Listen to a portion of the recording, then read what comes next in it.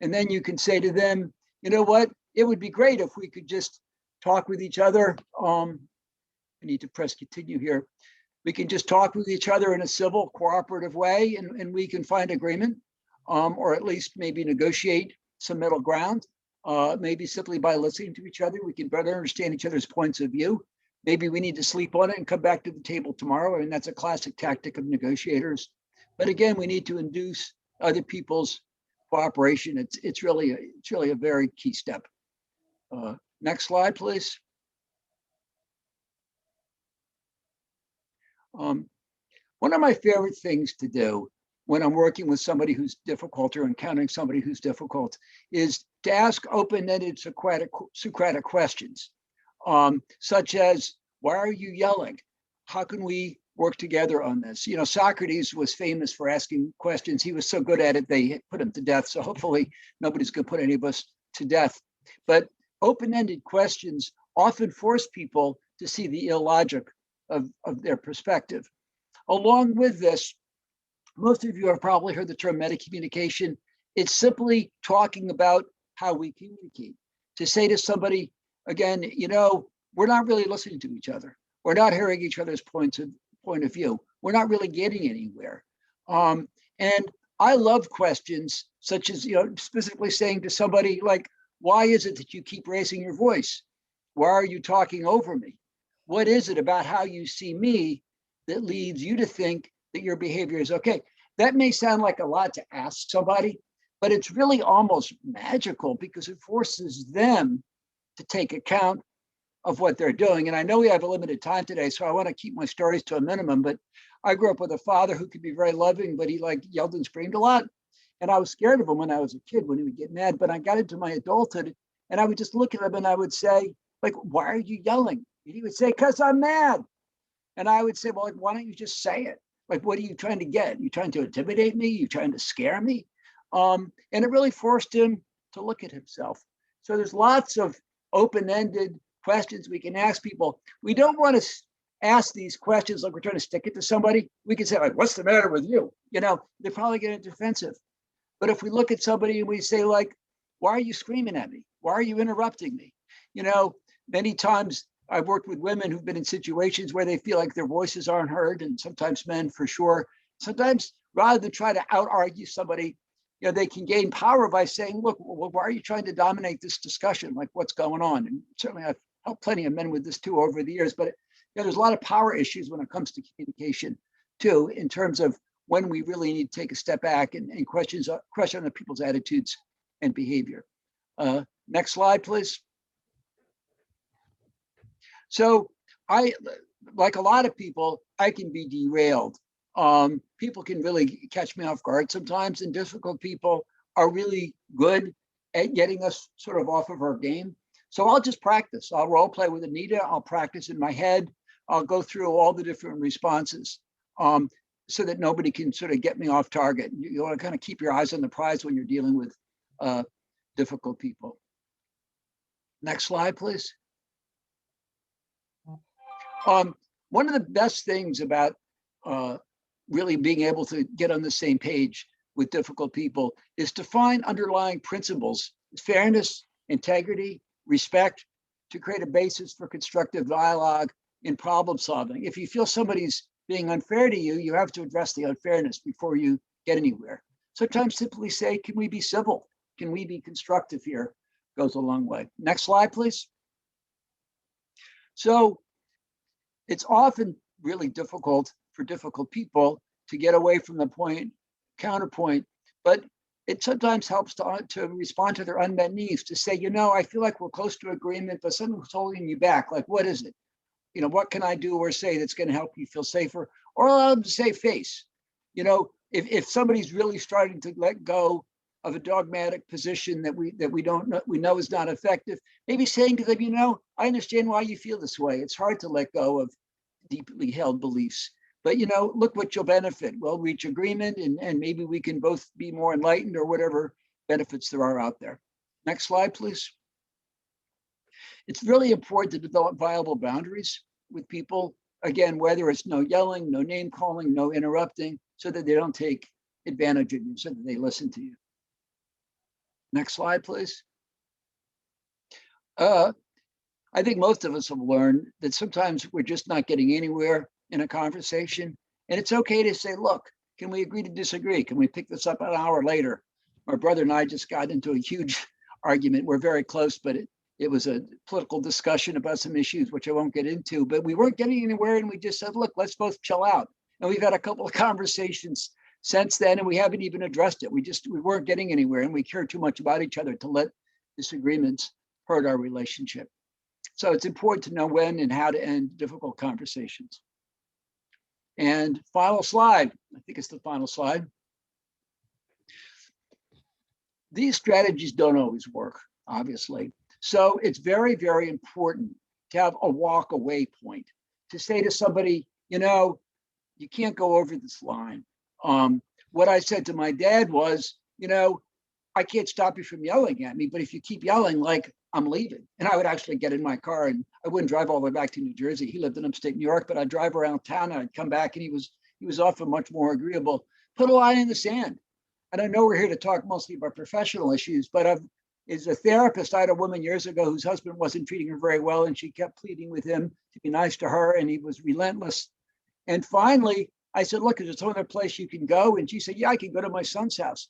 So I said, look, why don't you leave a note on the kitchen table, go into son's house. When you want to work on this marriage, call my therapist. Sure enough, the minute he got home, he called me. She had some leverage. We need leverage if we're trying to work effectively with a difficult person. And she came in, they both came into a therapy session, and basically she said, look, I'm not coming home till you make some changes. I've seen that work with both men and women in a variety of situations. So it's very important to know when you've had enough and have a sense of your walk away point. So this is kind of just an overview. I usually get into a lot more depth when I'm talking about these things, but Anita and I would like to get into some discussion now. Megan, so if you could take off the PowerPoint, and we'd love to hear from you. Some of the challenges you face in dealing with difficult people, some of your successes. Anita, do you want to add anything to what I've said at this point? Let me just make a couple of points, especially as it's related to work, that you want to make sure you have space and time to have some of these conversations. You don't necessarily want to be in the middle of some kind of a conflict where everybody's heated. And remember that people generally display patterns. Somebody said to me once, you know, somebody at work said something I really didn't like. And I was complaining to a friend about it. And she said, well, what are you going to do next time? And I thought about it. She said, because it's going to happen again. So don't worry if you did not do what you thought you should do the last time, because it's going to happen again. So what you want to do is prepare for the next time that it comes up and think about how you want to respond. So if people can talk, and I know you can talk as generally as you want, but maybe we can go around a little bit and get some people to talk about a skill that they wish they had in dealing with difficult people or some difficult situation you've been in. Anybody want to start? And as I said, you can go ahead, please. Is that Erica? I need to work on my facial expressions sometimes because I may not be saying something, but my thoughts are so loud that it's on my face. And Right. that Yeah. tends to kind of not go well. But then I have been working on that. But then sometimes I'm just like, well, okay, we'll revisit this later, or we'll talk about this. And then I just go outside and go, And what do you feel when your face expresses something? What are you thinking? what am I thinking? Like, I can't believe this person's not understanding what I'm saying right now. Like, I'm being clear and I'm saying what I have to say, and they just arguing, but they're not listening to me. They're just, Mhm, mhm, they have their mind made up about something, and mhm. then I'm trying to counter it, and they're not listening at all. So then I'm like, okay, what else do I got to Well, do?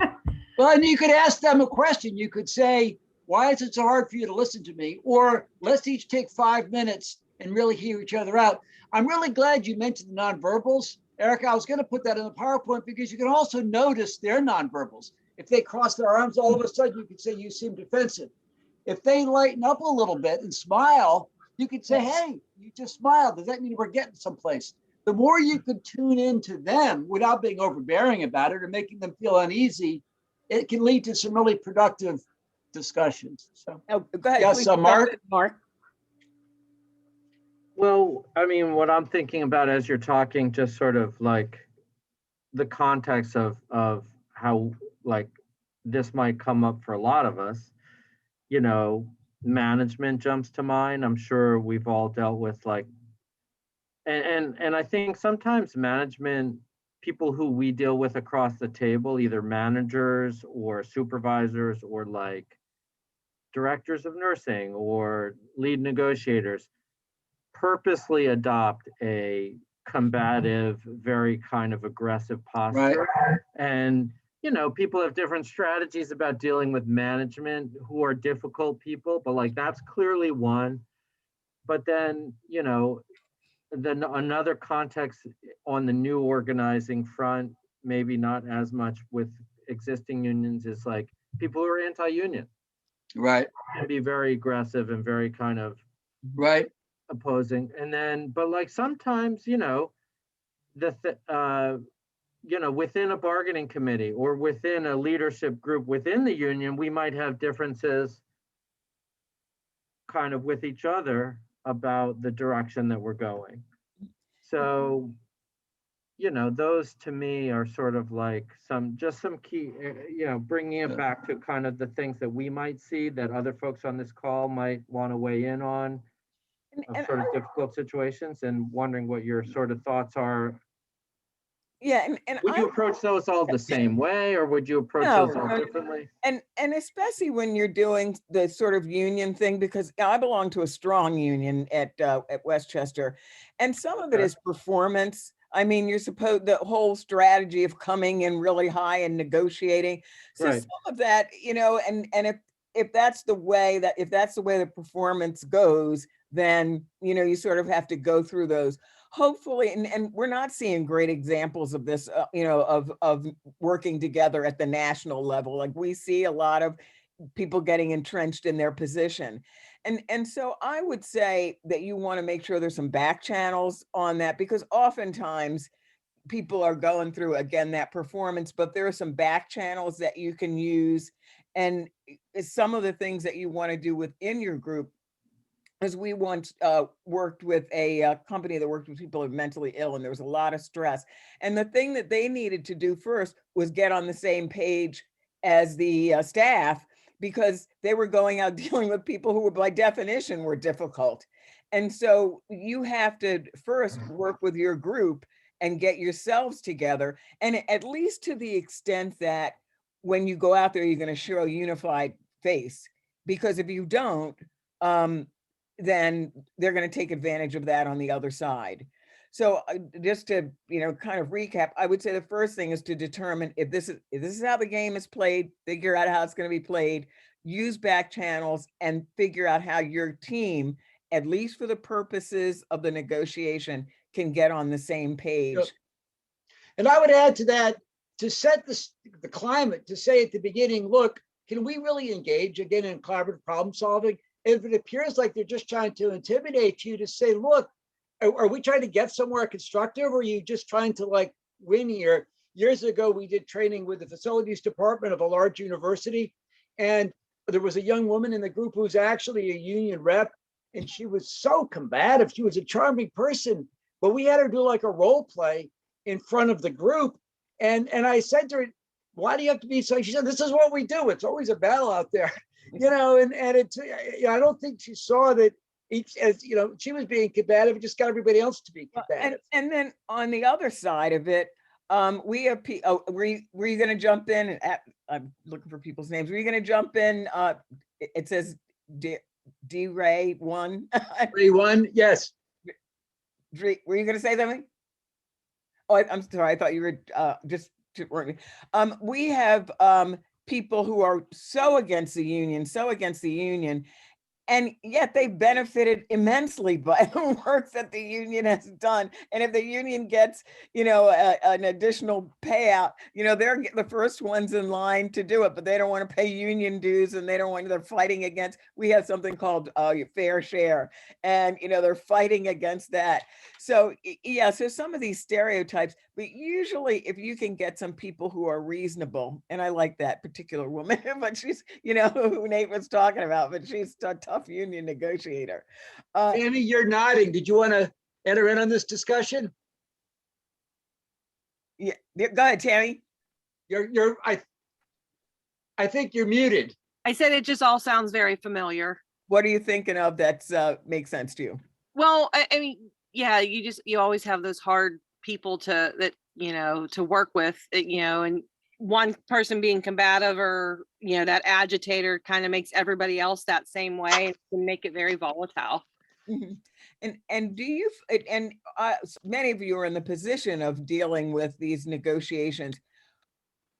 Do you feel that you can't get what you need if you don't take those tough positions? Do you find that is it possible for you to get people to go with you if you're using strategies that sort of put the problem in the center and you both working on the problem?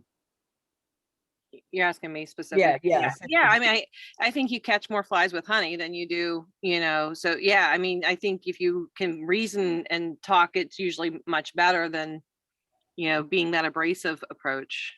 And people are willing to meet you halfway? Usually. Okay, I mean, at least if you're getting some of that going on. Yeah. Other people. I Go did ahead. have a question for you though.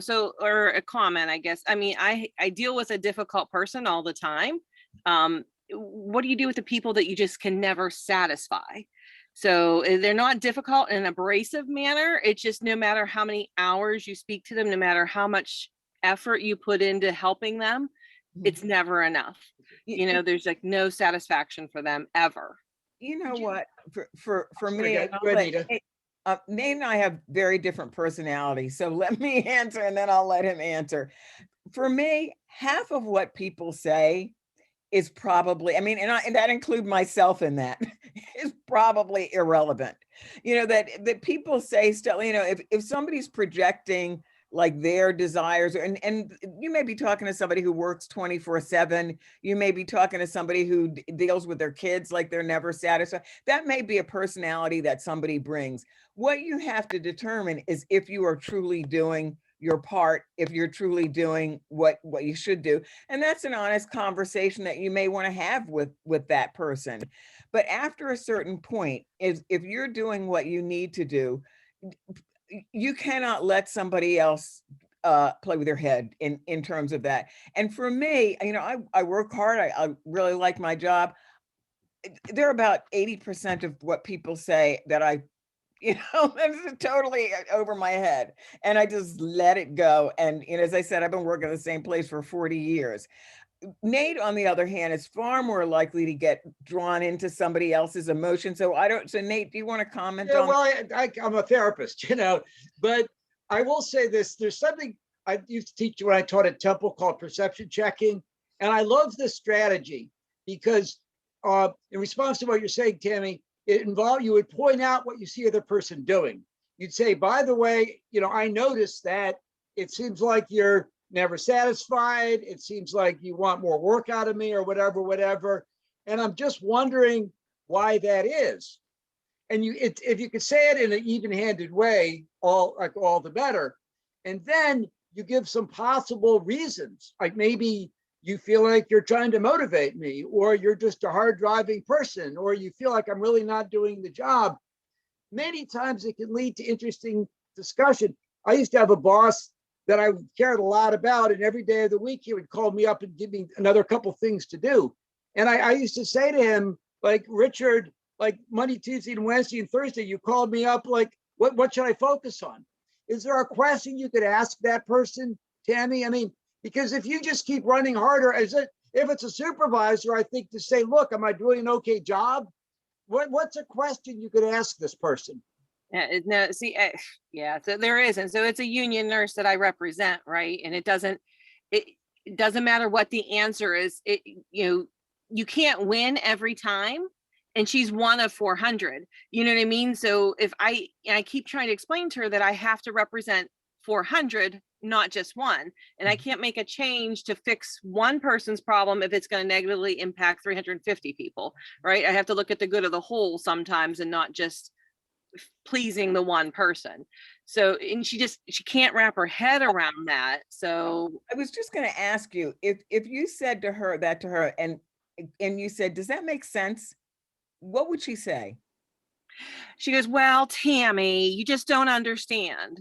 It's pretty much what she says every single time. Yeah, and to maybe even say, I see your frustration, but do you see the position I'm in? I would ask her some questions to see if she can at least empathize with you. She may always feel that you're never going to be, giving enough or doing enough or whatever, but at least for her to understand that you're in a position where to ask her a question and get her to partially acknowledge it. Do you think you could get that from her?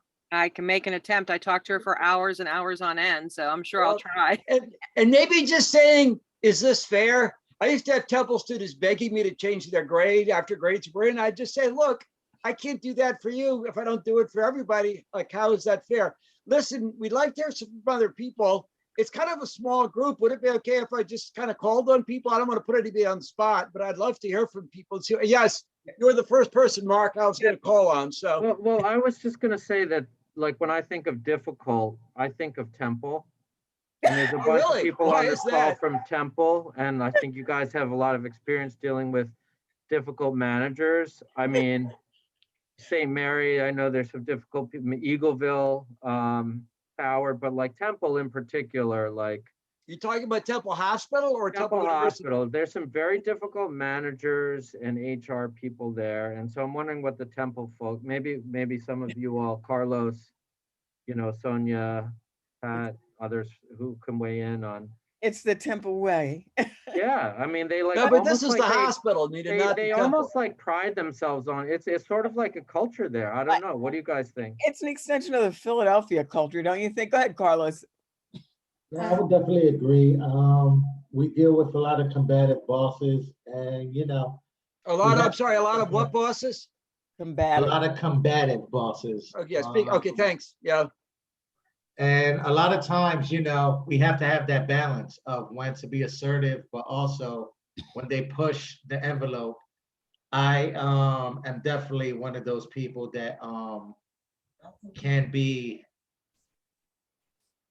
overly charming with my approach, depending on how destructive they want to be with threatening the membership. And I always just try to find that balance because it's about the outcome of the member. And once facts get proven and they want to be combative, I always try to just balance how aggressive I can be. How are you overly charming?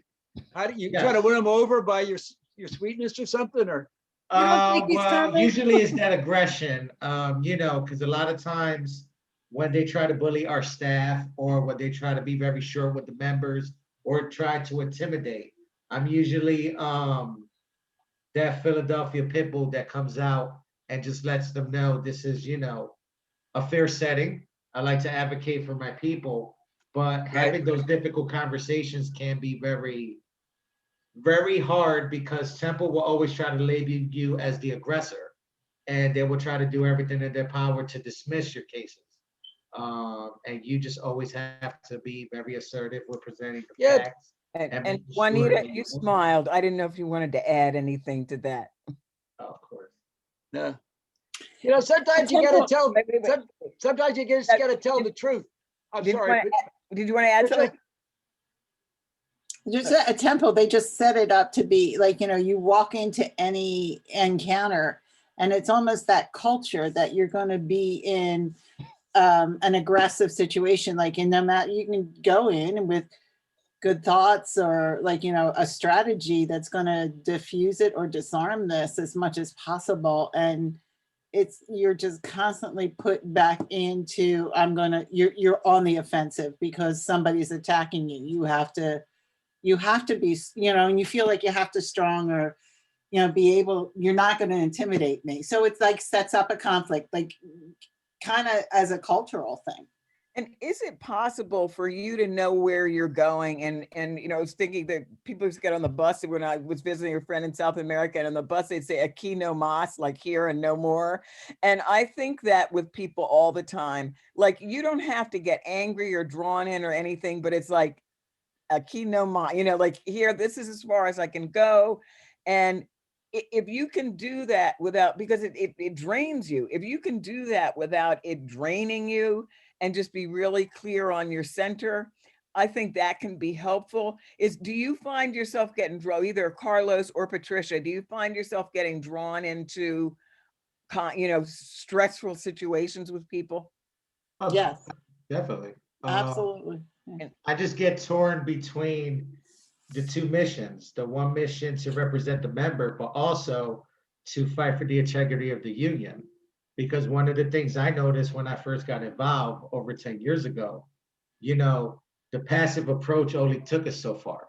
Right. When we started losing grievances, you know, people started losing faith in and just going to the union. You know, well, I'm going to go to the union, I'm going to file grievance, I'm not going to win, nobody's going to represent me. These are things that I always found a little difficult because I'm originally from New York. Oh. And New York unions are very structured, very organized. And when I came here, I saw the greatness that PASNAP had just due to its diversity of being member-driven, member-ran. But there wasn't a lot of people that would help balance the equation. That's why I say, you know, a lot of times I don't have to be aggressive, but I'm always trying to organize and lead the people. And that passive approach with a lot of the younger folks doesn't seem to always work with my local and my group. But I got 63 departments spread out through the hospital. So a lot of times it's that balanced approach of passion, which people might see as aggressive. Right. Megan, Megan was nodding her head. I don't know if you want to add anything, but Mark, go ahead, make your comment. Well, I think it's there's a tension, right? When like what Carlos is saying, when the union is attacked, or when you are attacked, you have to defend the union. And if people sense that, and right, so that's on the one hand, but on the other hand, some of the stuff that you and Nate are saying, like, you have to figure out a way to move the conversation forward and like have a productive conversation. I feel like there's a tension there, right? And so how do you kind of navigate that tension and figure out at what point do we have to sort of especially when there's certain managers, I think, are bullies, or certain, like, the bully persona is like, right, and it's offensive, right? It's frankly offensive at a personal level and also against the idea of the union. So and you have to both stand up to that, but then also figure out how to move it forward. To me, I think that's the challenge, right? It's not easy. That's where I love the questions, to say to somebody, like, I feel like I'm being bullied. The more you try to bully me, the more I'm going to dig into and say to them, like, what's going on? Is this about interpersonal, getting a one-upmanship sort of one, or is this about trying to solve the problem? But it's very nuanced. You ask a great question. It's a dance. It's to know when to plow forward, when to state your case. I like to try to be deadly cool in situations. I don't do this sort of negotiations you do, but sometimes I get like deadly calm in a situation and they don't know how to respond to that. Does anybody else want to speak to that? When Carlos is talking about being directive, what's that? It's a very difficult balance. You have to sort of get a feel for it, I guess. Anybody who hasn't spoken want to speak? Paige or Juanita or Rosalind? I'll say something. Go ahead, Juanita. So I was thinking about, I was in that Temple, because Temple is a different animal, but when I was at Brooklyn, and Mark can attest to this, I had a lawyer. I think her intent was she was very insulting, and I think her intent was to take me off my game and have me argue about something else. People like that love to do that. That's what they live for, Right, and so at some point I was I didn't deal with her a whole lot in the beginning, so I didn't know her. But once we had like us across the table and I picked up her spirit, I think it's easier when you know where the person is coming from. Yes. So if you know that they're coming at you that way, you can handle that. And so Mark will tell you, he and I would laugh at like her emails. They were beyond insulting, like almost like just, you know, just denigrating. But we would laugh at them because we knew what she was doing, and we would just not respond the way she wanted and just be sort of even keel and keep asking the same questions and like not getting off target. But at Temple, it's like they come at you friendly and you don't know whether or not you're going to. Sometimes I know what the HR partner that we deal with, you know, but it's disingenuous and you have to learn like the nuance of it. And that's, I think, the thing that can make you get you upset, because you're like, we're going in with good intentions, but this person is not, you could tell on the outcome that they have no intentions on doing anything remotely like fair. It's just to like drag you in and drag you along. And so, are like, are you dealing with some of the same people over and over again? Yeah. And here's where you want to do the role plays, because you keep going back in the same situation. The second time you go in, are you dealing with it better than the first time? Or you keep getting into the same cycle? So you want to develop strategy so you are changing that cycle. So when you come out of there, identify the places where you found yourself getting drawn in, or you were getting pissed, or, you know, the things that just as Juanita said, where the person's getting you off your game. Yeah, And then find somebody who will go through, you know, the role plays with you and think, you don't have to do it perfectly the next time. How am I going to do it better the next time? How am I? And I love the way that you said, we don't answer the emails the way that she expected. And the nice thing about the emails, you can like strategize before you send the email, but people do not change. You can change it by changing the cycle by how you respond, because just as you said, that person's trying to yank you in to a particular kind of conversation where it's their game and you want to change it. That's to the your change game. of the game. Erica, you're nodding. Did you want to enter in on this? Oh, I don't know. I definitely relate to this conversation. We're a relatively new union, and our management it's like hitting a brick wall with a little tiny hammer, and they don't want to budge on anything, and their whole tone is very defensive, and they dismiss us all the time. It's very dismissive. They don't want to hear anything we have to say.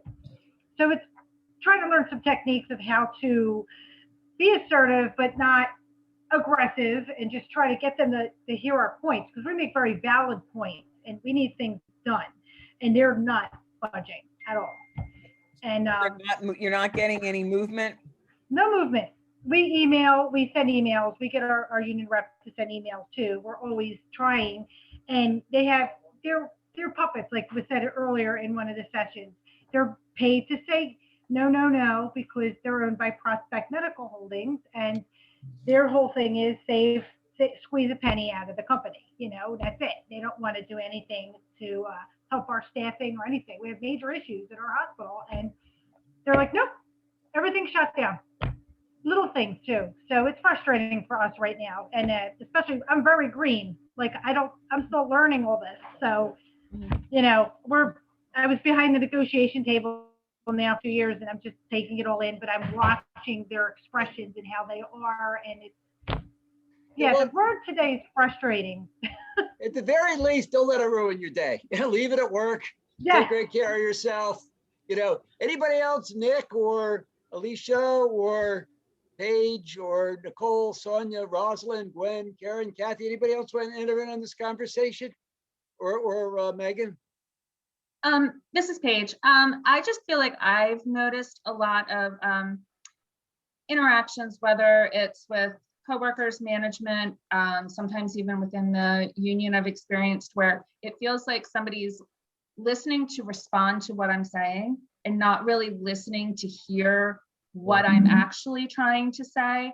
And so they're responding, not necessarily like in a way that they're cutting me off, but they're not hearing what I said.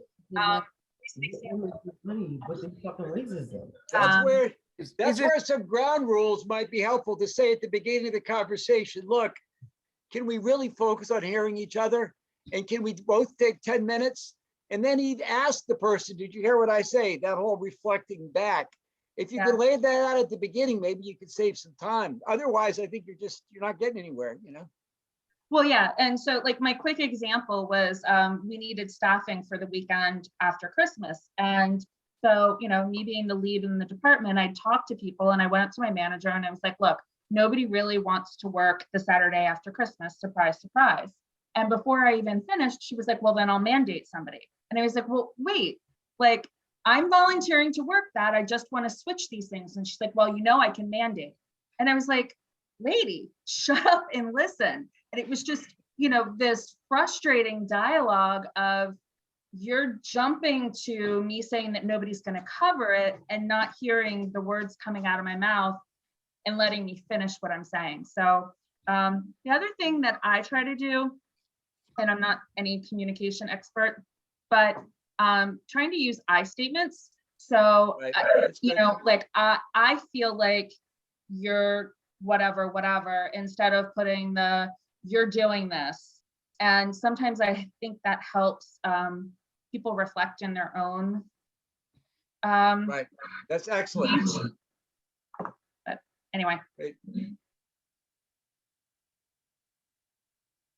Anybody else? Dre, one, did you want to comment? You've been listening attentively. You have to turn your microphone on, yeah. I no, some things are similar from my perspective. Our union just recently had a side letter where the hospital wanted to give us a raise, the 24/7 nurses, and the ones that are non 24/7 didn't get, and it's a minuscule, it was like a 1.5%, but they know that they need to retain nurses. So they tried to get a little bit more money. The non 24/7, you're trying to explain it to them that the reason why they're not getting it is because the holes are in the bedside nurses. So the non 24/7 nurses, we're trying to explain it to them and they didn't want to hear it. We tried to negotiate everybody taking less money, but they didn't want to hear it. And it was really frustrating to try to talk to them about it.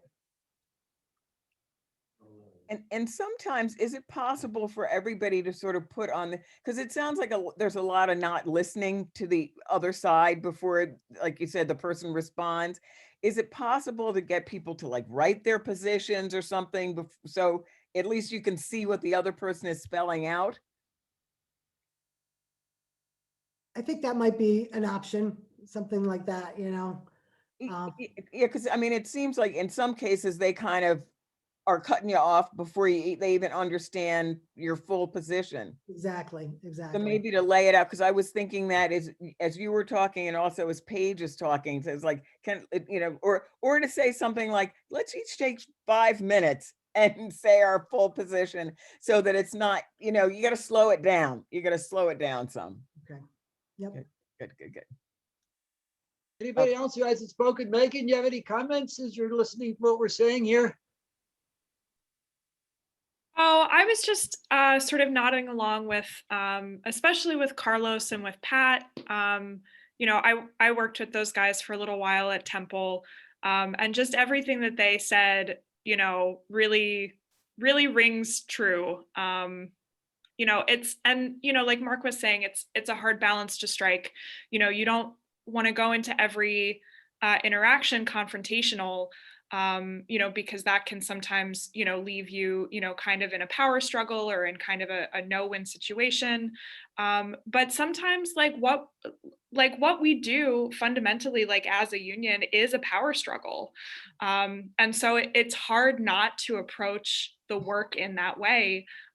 Especially when the people on the other side of the table are, you know, certainly bringing like their A game to that struggle. So that, you know, just like listening to the two of them and then hearing Mark sort of, you know, speak to that too, really resonated with me. And I just don't feel like always that they want, like, you know, you can give them a win-win. And I'm like, this is a win-win. What's the problem with this? They don't want it. And Do like, they just not trust you? Do they just don't want to give you a win? possibly, I mean, I think that's culturally, like, you know, because it's like in the woodwork, we're never going to work together, you know, like Mhm. there's no issue here. You got what you got, we got whatever, we're good, you know, and to walk away from it and nope, we can't have it that way. So Do you it's think like, these people fundamentally don't think unions should exist, or are they just like in a power struggle? Like what's behind all of this? I mean, is this like the 1920s or something? I don't know. Yeah. You know, what is behind people's, Nick, you haven't said anything, you're nodding. What's the bottom line here, Nick? What's going on? Honestly, I mean, listening to these stories, I actually, I mean, I've been dealing with an extremely professionally obnoxious lawyer who might be a very nice look. I don't know. Maybe if you break down and you have a flat tire, Mike Pierce would pull over and help you. He very well might. But when he's doing his job, he's an asshole. So, so I honestly think that, and yes, despite the fact that anti-union lawyers are parasites who rely on us as a host to exist for them to feed, if they succeed destroying unions, their job would cease to exist as well. So they can't actually kill us, but they sure try. But I think actually internal issues are more complicated than dealing with the boss. Say a little more on that. Because there are, we are, like as you were saying, Megan, we are structurally in conflict with management. Conflict with management is part of the story. That isn't upsetting. I don't find it as upsetting at a personal level, and it's also not existentially upsetting to the union, but the other basis of the union is solidarity. Right. And so conflict within the union does undermine what we're doing.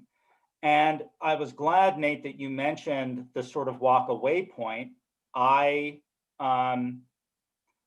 have certain hesitations, to be honest, about approaching these situations with a focus on moving the other individual. Because none of us make choices for other people. And often difficult people want things to be about them. Right. And if they choose one avenue of making it about them, but some of the strategies that you were talking about in the PowerPoint are still strategies about them. And there's a third. So I was glad that you mentioned the thing about the walk away point, because one's own personal psychic well-being matters. The third entity involved in it is the union. Right. So there's what you're trying to get this other person to do, whether it's listen to you or take less of your time or admit that a win is a win or whatever it might be, or agree to take action to do something, whatever it might be. Then there's you individually, like not driving yourself crazy or grinding your teeth down little nubs over someone. And then there's like what's good for the group as a whole, what's good for the union.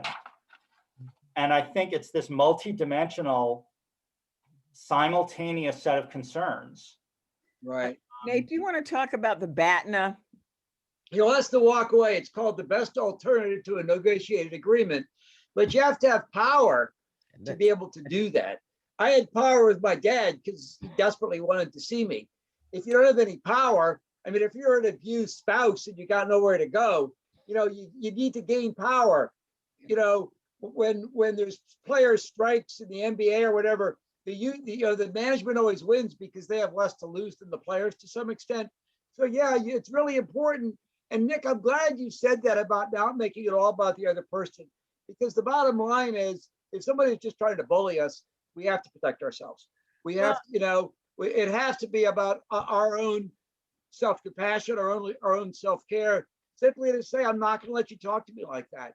And whether you walk away or reschedule or leave the room, like nobody deserves to be bullied ever, like period. But again, I hope for all of you have great lives outside of work. I mean, it sounds pretty grueling from the way you're describing it. I'm really into self-compassion and self-care. I hope all you have a great life outside of work, because this is a tough way to spend your time. I hope all of you are making $1 million, because this can be pretty exhausting. I mean, I worked with a bunch of social workers all my life, you know. So Anita, you want to? But Let me think. That's the assessment of the situation that's really important. I mean, that's why people join unions, because they don't have any power in these situations dealing with management unless they kind of pull together. And I think in any of these negotiations, to sort of determine what is the BATNA, like what happens if this breaks down, what happens to management, what happens to the union. Oh, go ahead, please jump in, Nick. Oh, I was just going to say that in my experience, the challenge that sort of deliberate, sort of troublemaking, chaos introducing folks on the other side of the table do is that they trigger all of us on our group to want to go in different directions based on their attack.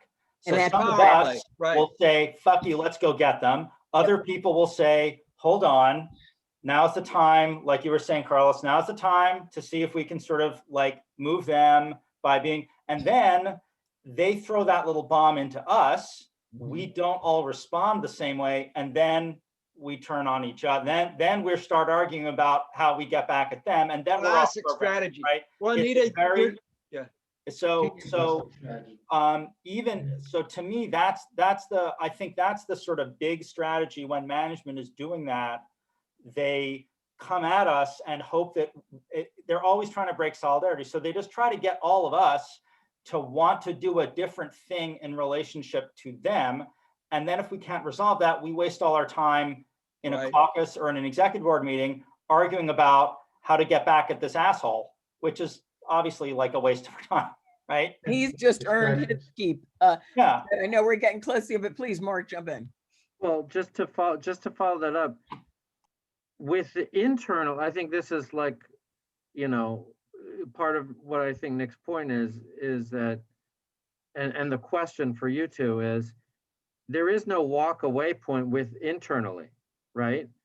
Right. We all have to live and work with each other to be successful. So like, and then when we're doing like one-on-one is different from in a group.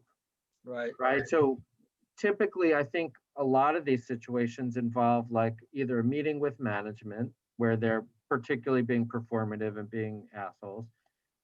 But sometimes it's also when we're in an internal meeting with each other, with the committee or with the board or whatever. So maybe you could speak to that a little, because like the most difficult of those is the internal meeting where there's disagreements, and sometimes they revolve around how do you deal with those jerks on the other side of the table, right? And because you can't, it's hard, you can't really, well, there is no walk away point, right? Internally.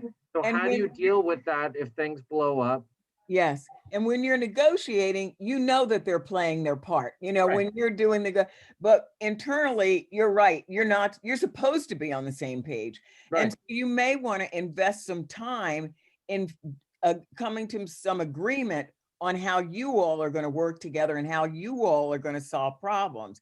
And a lot of times when Nate and I have done workshops, we will, you know, toward the end, if people are feeling like, you know, they're willing, people invite other people to come to their office and have a conversation, or, you know, to work things out with them, because you are the ones who are going to, you're right, they're on their A game, they're trying to break things down.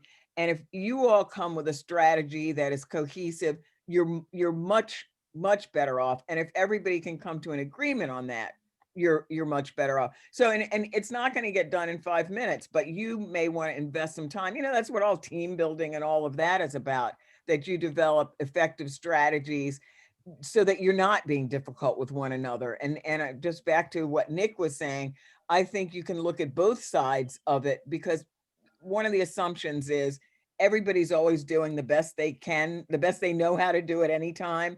And so we need to help people figure out how to do better than they're doing. They didn't learn their strategy, you know, overnight. They got there over 40, 50 years of life. So it takes time to change. To look at internal process issues. It's just about 8. We're happy to go on, or I don't know if people are ready to wrap up. Is anybody who hasn't said anything? Juanita, you were nodding a minute ago. Did you want to make a final comment? I was just thinking that's exactly what management does. Their goal is to divide us. Without a doubt. That's Yeah, what bullies have done for years. That's part of their strategy. Divide and conquer. It's been happening since the Roman Empire, probably before that. Right. Caves, right. Anybody who hasn't spoken, I don't know, Gwen or Karen or Sonia, Kathy, Rosalind, anybody who hasn't spoken or want to speak up at this point? It's been a great discussion. I think a lot about this stuff, and it tells you you're up against some pretty formidable challenges. So have a united front, try these strategies when appropriate, set some ground rules, try not to get drawn in, don't let it mess up your life. Nita, you want to make some final?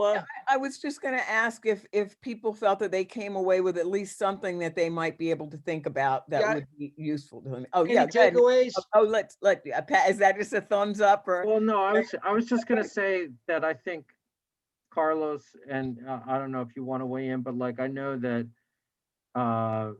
in all of our unions, Tammy, there has been the internal fights are sometimes the most tricky, right?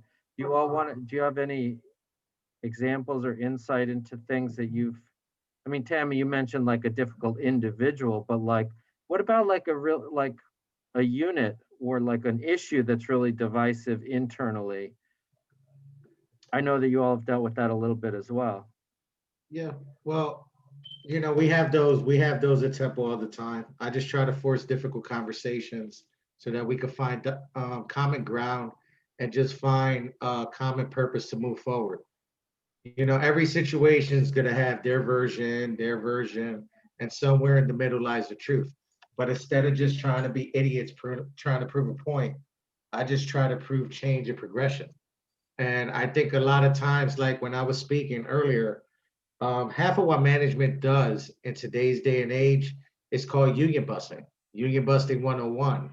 That's why, I can only testify for my struggles, but I know, I take a lot of pride in doing what I do and trying to protect our people and our members and, not just the contract, but on equality issues that we see are very apparent in our organizations and in our hospitals all over.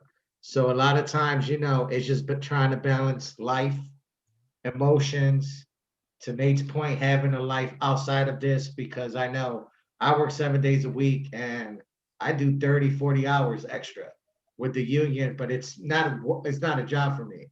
It's a passion. And I like doing what I do. And I've learned from a lot of great people. And I thank everybody. You're really good at it. Well, I was born fighting, and I guess fighting's easy now. Is trying to impose permanent change. That's my goal. And fighting is just something that comes secondhand to me. But forcing that change and just trying to develop more leaders around me, that's what I think is going to be the future of our unions, especially with the fight we have in front of us with diversity, equality, and everything else. Anybody, Tammy, any other final takeaways on what you're getting from tonight? I know it's been a long day. Some of you are probably going to get on with your life. You have to be back at work tomorrow, but we don't want to cut anybody off. Any final takeaways from this? Sounds like you, on behalf of us union people in the world, I really appreciate your efforts. I've been a big union supporter all my life. Anita, any final words? Thank you so much for coming. And as I said, hope something takeaway came along with the evening. Right. Carlos, maybe you should run for president, buddy. It sounds like you got some good skills. Thank you. Have a good night, everybody. Thanks a lot. Bye. Bye-bye. Thank you both. All right. Thanks a lot, Megan, for facilitating. Yeah, anytime. It was my total pleasure. This was great. Thanks, Nate. Well, I wish we had more time, and this is tough stuff. I mean, I don't know. I work a lot with, a lot of the training we do, this stuff comes up. I've never been a union negotiator. I must be. It's like, wow. Mark, any final comments you want to make, or? No, I thought this was great. You really appreciate the both of you, and these are some of the most challenging aspects of the work that we do. Yeah. Especially the internal stuff. Yeah. Yeah. Well, ultimately, we all need to speak our truth. you know, in a caring, civil way. And that's all we really can control, you know, but I hope you can look at the internal process issues, have a team building trainer. You know, sometimes just looking at different personality types, you know, we've done a lot of the DISC and the Myers-Briggs and human design. Sometimes that's a really good way to get people, help people look at differences in a way that's less threatening. You probably had the DISC and all of that, but it sounds like maybe you need to invest in some more internal training. Do you think so too, Megan? You're nodding.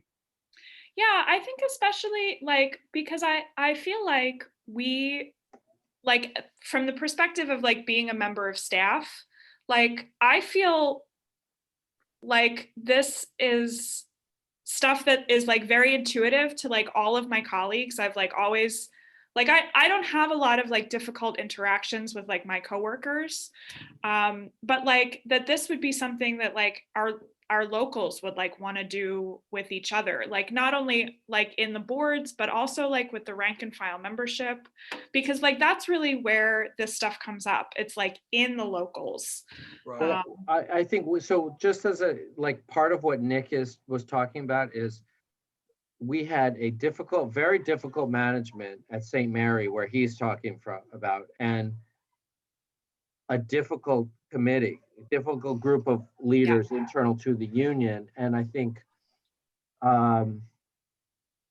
there were differences, I would say, in as intense as management was, and as belittling and as offensive and disrespectful over years.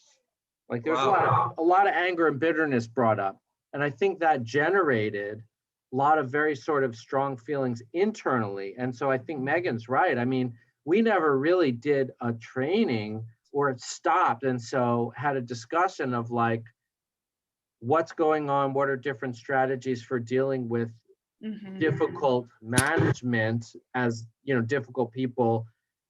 It kind of, we ended up having to like, unfortunately, it like there was a lot of sort of difficult internal divisions and people adopted some, you know, not very productive, I would say, strategies internally.